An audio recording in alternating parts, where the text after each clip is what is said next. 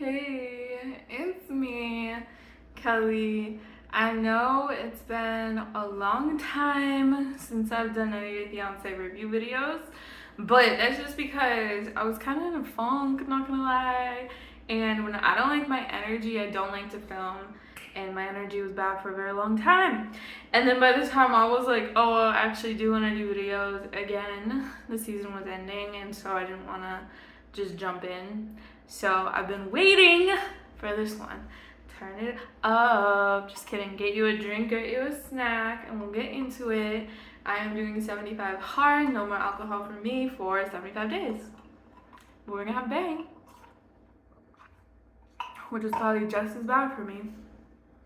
But you know, we replace one vice with another our whole lives until we die from whichever vice we were stuck on at the moment. Deep. You know what's not deep? 90 Day Fiance. Actually, it kind of is. This is a new season. It's called Before the 90 Days. Season 6, episode 1, Moonstruck. We have like a whole new cast aside from like one couple. Everyone else is new. And I hate to say it, but this is just like life, and this is just how people are, and I am no angel. I judge them so hard when they are new characters on the show. I'm like, I don't know, and I'm like suspicious of everybody. But you never know. You can't judge someone from the first episode. I'm finding out, because some people will like become your favorites later on, and you'll hate them in the beginning. I kind of feel that way about like, about Jasmine. I don't like Gino, but her, I was like, oh, I don't know. Yara ended up being very funny. I ended up not liking people too. I can't think of them at the moment off the top of my head. But yeah, people can like change. Like, this is just the first episode, so it's just the very beginning, so we will see.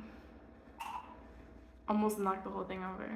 So this is going in order of appearance. So first we have Amanda, and she is 31, and she's from Louisiana, which, you know,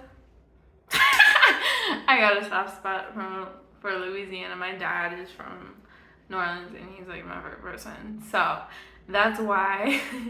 But yeah, it's not weird if you make it weird, and I just made it real weird. So she's in bed with the kids, and they are praying, and it is revealed right away that her husband had passed away. I think pretty recently, and so like, I don't know, they're just kind of like talking about it, and that's really sad. My problem with her is that she seems like she's very much like still grieving, and so obviously she should move on and like be happy and live everything, but like, bottom line is, it's like, when it's too soon, right? So I don't know. She's basically like, oh, he wouldn't want me to be sad, you know, this, that, and the third. But it's like, this is very, very soon.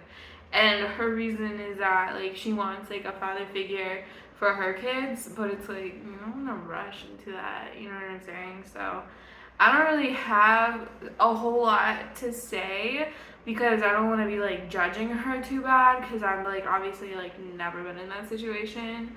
But I don't know, it just don't look right to me, and I do worry about her. So when there's people like this on the show where I'm kind of like worried about their mental, I kind of like tread like very lightly around them, because it's like, sometimes people don't need to be on TV, and you know, that's their decision to be on TV, but sometimes people are really vulnerable, and I don't want to be too harsh or, you know, anything. Like, obviously this is a review and I'll have like opinions about people, but I'm kind of just I'm kind of just choosing to, you know, tread very lightly with her and maybe not give them as much commentary I guess. I don't know. Something just feels off and I don't want to like go there too much. But anyways, her man is from Bucharest and my best friend's from Romania too. Shout out, girl.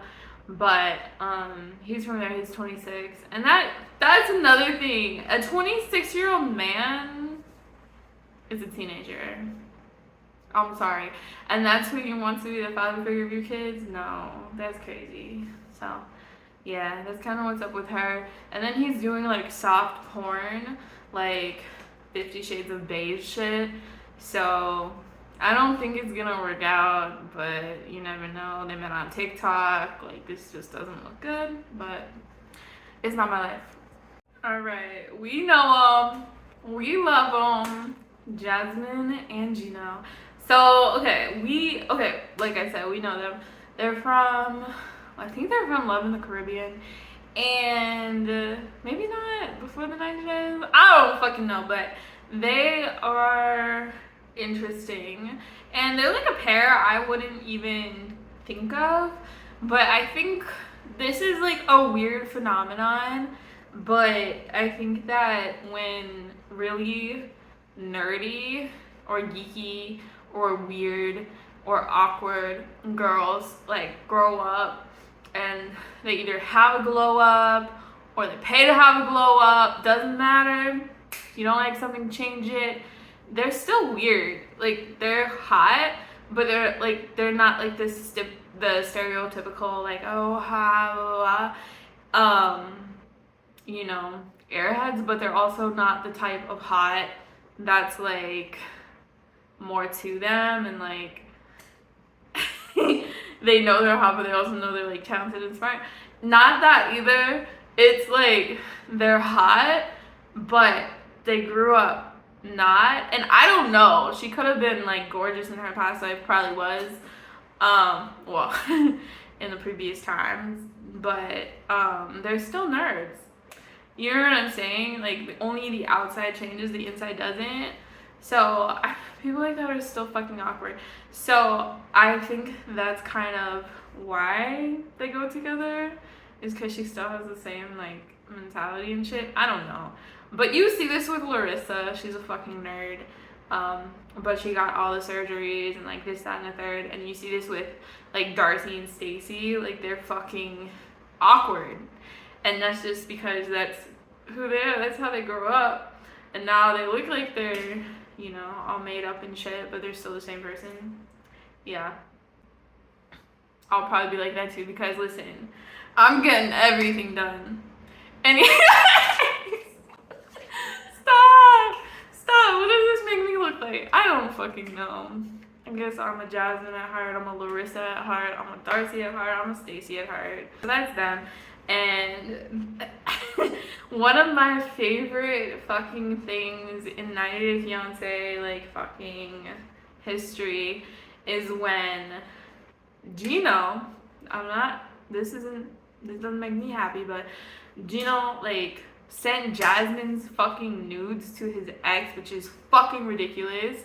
If I found out that someone did that, even if they're, like, trying to, like, brag, you know, about me or whatever, or make their ex jealous, bitch, if you're sending, cause, like, sending news is, like, very, like, fucking, like, vulnerable, I guess. It's also, to me, it's kind of weird, but it's, like, sometimes it's, like, okay, lol. I don't know how to explain it, cause it's, like, they know what you look like. But yeah, I don't know how I feel about that. You know, I should have sent my man news. Anyways, so he had leaked them, which is very ridiculous. And so she gets so pissed off. She comes into the bedroom and she's screaming at him. And this man's bald and he always wears a hat. And she snatches his head off and she says, "That is nudes!" Like his bald head. Yeah, I don't know. That's like my favorite scene. But anyway, she's getting like a consultation because I think she wants to have her coochie done and make it tighter because come to find out, Gino is having some type of erectile dysfunction, so now she feels like she gotta get her coochie fixed so he can come. No, that is so fucked up. And that's, see what I mean is that people can get this and that done and have this body goals and like everything, but they'll still be insecure at heart. And I think that's where this is coming from. And yeah, she has a great sense of humor. And yeah, if you don't like something about yourself, fix it. Who cares? But the fact that she's doing it for a man, I think that's where the insecurity is. It's like, for real, girl, what about you? Like, damn. So, I don't know. But apparently he's having erectile dysfunction, and all of America and other countries now know. That sucks. And so he also got his wardrobe updated, but it still sucks. And she is mad because like there's a problem with her visa, and it keeps getting put off and put off and put off, and she keeps, you know, renting out apartments that are like temporary because she's like, okay, I'm moving soon, but the plans always get put off, so she keeps having to move apartments, and she's mad. So she asked Gino if she can have a $3,000 apartment, luxury apartment in Panama for her last month there, which I'm like, okay, that's kind of sick. If you can do it. But anyways, that's where we left off, and her sister's living with her as well, and she says she wants to live like a queen for her last month in Panama. I have no idea why they're still together, but next.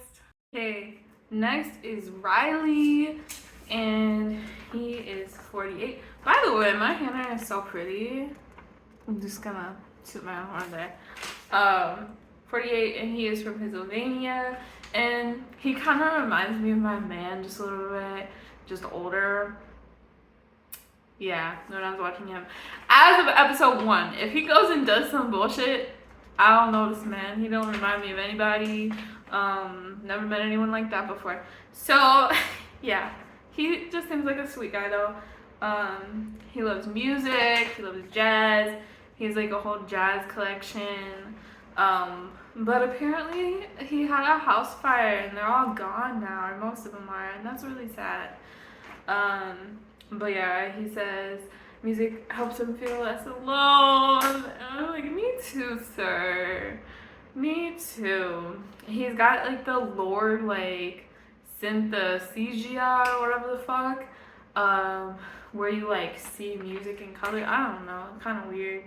But yeah, but he says to relax, he likes to light up a cigar and listen to jazz. I'm like, damn, this man. Like, shit. Okay. So he was in the military and everything, and he, you know, did all that, and now he works for the government. But he says that nothing, like no relationships kind of ever like worked out for him, like he was cheated on. And this is the same situation whenever I got my like tarot read in NOLA. The guy, like, he starts like jabbering on about like his life. Like, he didn't give me a reading at all, he just used it as like therapy. But he was saying that he used to be in the military, and then when he came back, like, he was at his apartment and his girlfriend was there, and so was his best friend, and they were fucking. And that same situation happened to him. So that's awkward. And then I guess he was dating someone else, and then suddenly he gets ghosted and they never talk to him again. That's sad too. So then finally he meets this woman, Violet, and she's 43, and apparently she's like a joker, and she likes to laugh and make big jokes and shit, and you know, they seem to have a really good thing going. But instead of saying I love you, they just flip each other off, which I thought was kind of funny, because she said like in Vietnam, like girls say one thing and mean the other. I don't know. I think that's like a slippery slope here. Yeah. But anyways, that's what they do. But he doesn't want to say I love you because everyone he ever loved leaves. Like, damn, that's like, get over it. But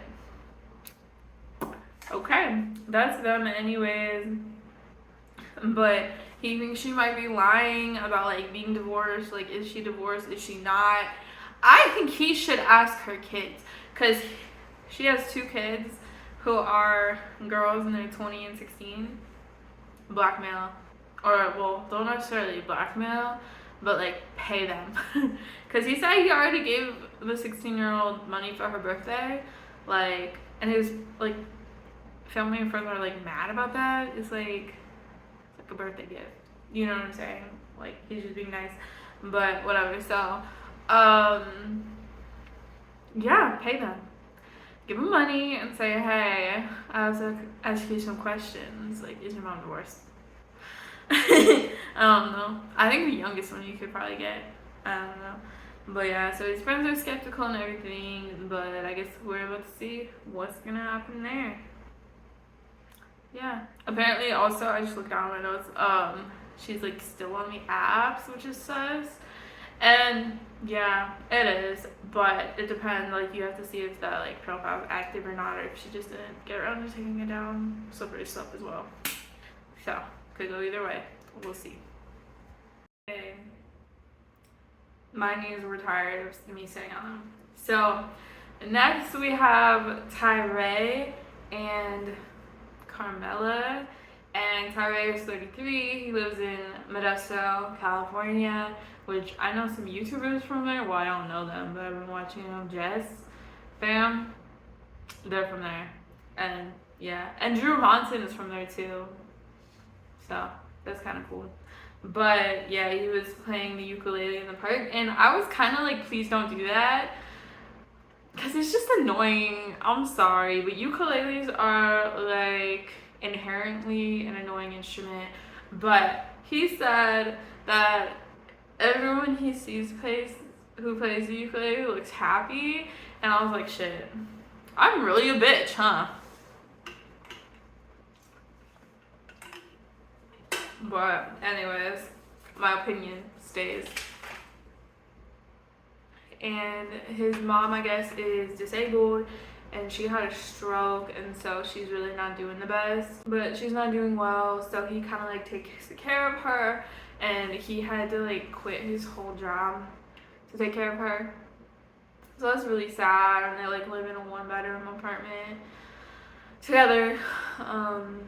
But yeah, I kind of felt bad about that too, and like making fun of his ukulele. So yeah, but apparently he was like insecure like about his size and everything, so he's still a virgin at 33.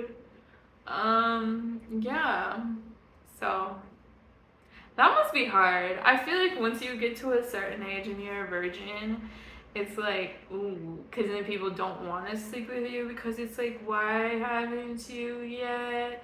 But I mean, I get it. Like, I don't know.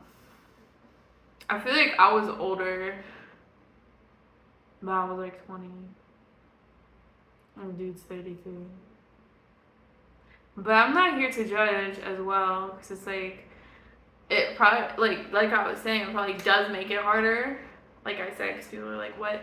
And like, you haven't, so then it like builds up and it becomes more of like a thing.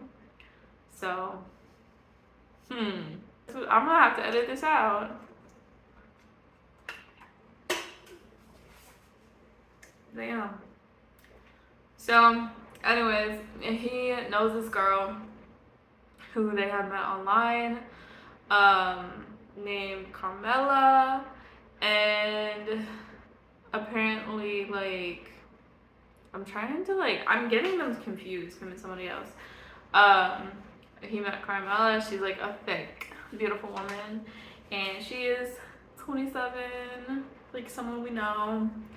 And they've been talking for 4 fucking years, never met, never video chatted, nothing. And he decides that he's gonna find a flight on his budget and meet her and like hopefully like wife her up. Like shit. That sucks because at the end of the episode, when I was like watching this, like I missed it, I guess. Like I never thought anything was like that sus. Like I really didn't like get those vibes. Like even him being a virgin, it was like still, because if he had been talking to her for 4 years and obviously he's not like cheating, that would make him like 29 whenever they started talking, which is older. But I feel like when you're so near, you know what I'm saying? Like I don't know. Let me stop. I feel like I've dug myself into like a hole here. But yeah, so I never saw anything that sus. But then at the end of the episode, there's like a screen with words on it. And you know when you have a screen with words on it in a reality show, ooh, shit's about to get real.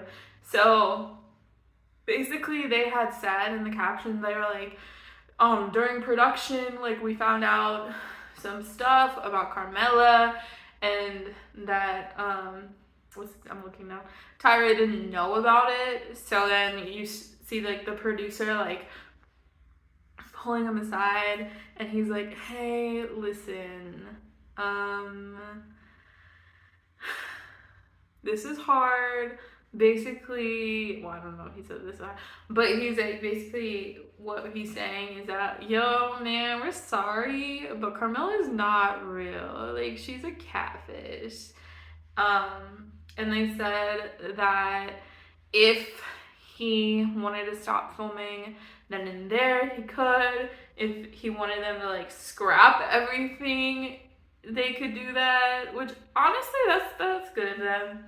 But yeah, they're like, she ain't real. They're like, we kept calling and trying to contact her, probably to film, and apparently it was a dude.